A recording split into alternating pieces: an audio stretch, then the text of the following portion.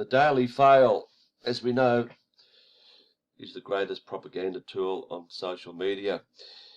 They amazingly report on an event before it actually happens. Don't know how they do it, but they seem to get all the details of any event around the world. They have the glossiest photos. They have the cameraman just about everywhere giving shots of the propaganda they want to sell. So when they actually put out something like I'm going to show you now that actually makes sense, and something that the mainstream media doesn't actually talk about, you got to wonder what's going on here. And I'll explain as I read this out. What is the truth about COVID deaths? Grieving relatives, along with MPs and top medics, demand inquiry as families reveal more loved ones they believe were wrongly certified as virus victims. Well. We know this, but it's not because the mainstream media tells this, because they don't. Medical experts have demanded an inquiry into the number of fatalities that have been blamed on BS19. More than 100 Daily Fail readers wrote letters after Belle Mooney revealed her father's death recorded as COVID.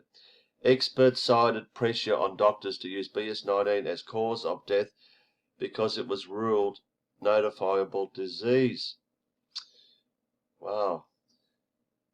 Grieving families last night said deaths had been wrongly certified as BS19. Demanding an inquiry, top medical experts and MPs also insisted they were certain that too many fatalities were being blamed on the virus. One funeral director said it was a national scandal. The claims are part of a Daily Fail investigation that raises serious questions over the spiraling death toll. So the Daily Fail are investigating the lies about COVID deaths. I find this very, very strange. More than 100 readers wrote heartbreaking letters. Really? 100 people wrote heartbreaking letters? That's very weird. I mean, you might get one person doing it, but 100 readers? Same thing? Following a moving article by Belle Mooney last Saturday, she revealed the death of her 99-year-old father, who suffered from dementia and chronic obstructive pulmonary disease, was recorded as, guess what? Corona BS. Who's this person?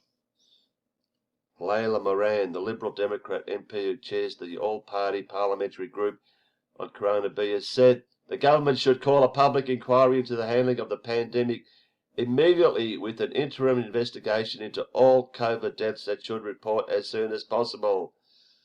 Dozens expressed similar frustrations that the causes of death of elderly and already unwell relatives had been wrongly attributed. 8 of the families who wrote to the Daily Fail have successfully urged doctors to change causes of death previously recorded as COVID or BS19. And we've known this virtually from day one. And if you look at, 500,000 deaths in the United States, no way known 500,000 people have died from a virus that doesn't exist. And they use in the United States as the blueprint, whatever, for everyone around the world to say, see, people are dying in the United States, it has to be real. And, if you listen to your government and stay in lockdown, you'll be right.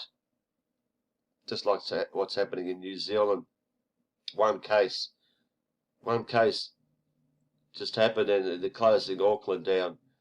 It's all part of the script. Certain places have got their different scripts, like Victoria has different script in New South Wales. I don't want to go on with it, but it's so obvious. So obvious. Layla Moran, we've got that. Tory MP Paul Bristow, member of the Commons Health Committee, said it's almost certain that a number of deaths have been wrongly attributed to BS19. Not only has this skewed figures when data has been so important in deciding how we respond to the pandemic, it has caused distress and anxiety for relatives.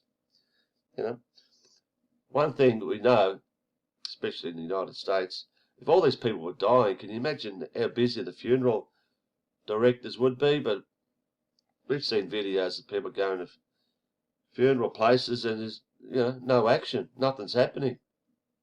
In New York especially. They'd be so busy you would not believe how busy they'd be. We have received the most appropriate figures whether we have received the most appropriate figures should definitely be considered in any future inquiry. Just want to skip it. A funeral director told the Mail, the way COVID has been recorded and reported is a national scandal and a thorough inquiry should be opened immediately. Why has it taken 1 year? Why has it taken 1 year for a funeral director, knowing full well that his business is quiet, but yet they're telling us of all these deaths? Medical experts have cited pressure on doctors to include BS19 as a cause of death because it was last year ruled a notifiable disease, meaning any cases needs to be reported officially.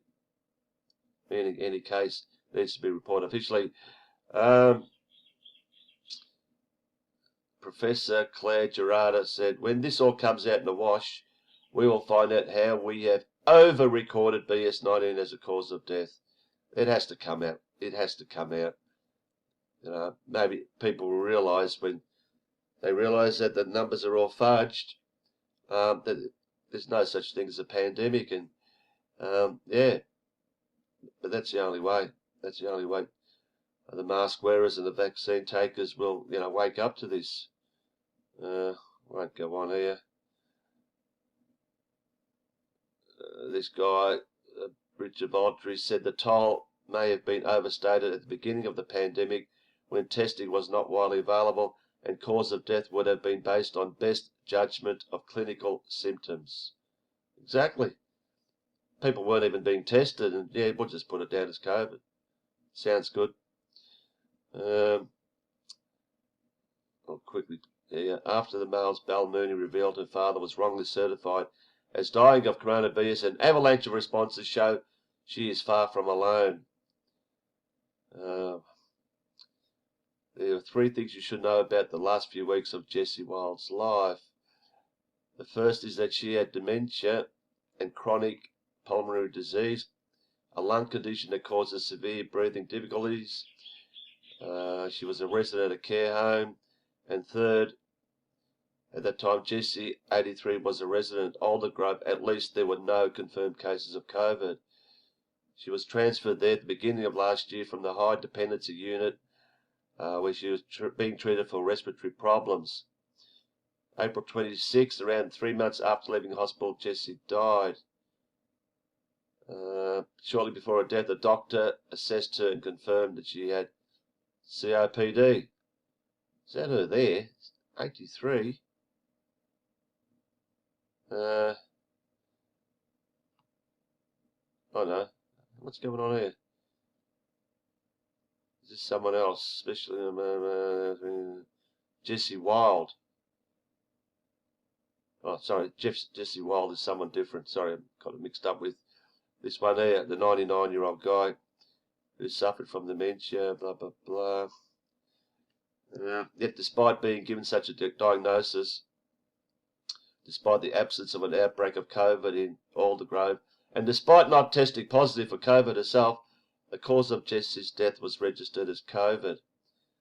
The revelation compounded her family's grief. Just want to go back. Sorry. Don't know why they sort of talk about Jessie, then all of a sudden they have a photo of this guy. But anyway, 2 different cases. The person who made that decision was an on-call doctor. When he found out, Mr. Wild, 59, the managing director of a Windows firm, contacted Aldergrove's regular doctor who knew Jessie. No, I don't want to go into this. Her certificate now says that the cause of death was chronic pulmonary disease and dementia. The word COVID was removed. And you could put this on not only hundreds, thousands, tens of thousands, but 100,000 or more cases with the same shit. Anyway, no point reading on. Who's this? We have, this is Jesse Wild. Goes on and on and on.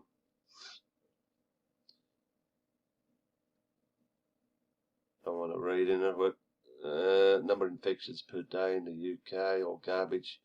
Let's not worry about it. Alright, got the gist of the story. Just wanted to mention how Daily File is bringing this up. Seems pretty strange to me.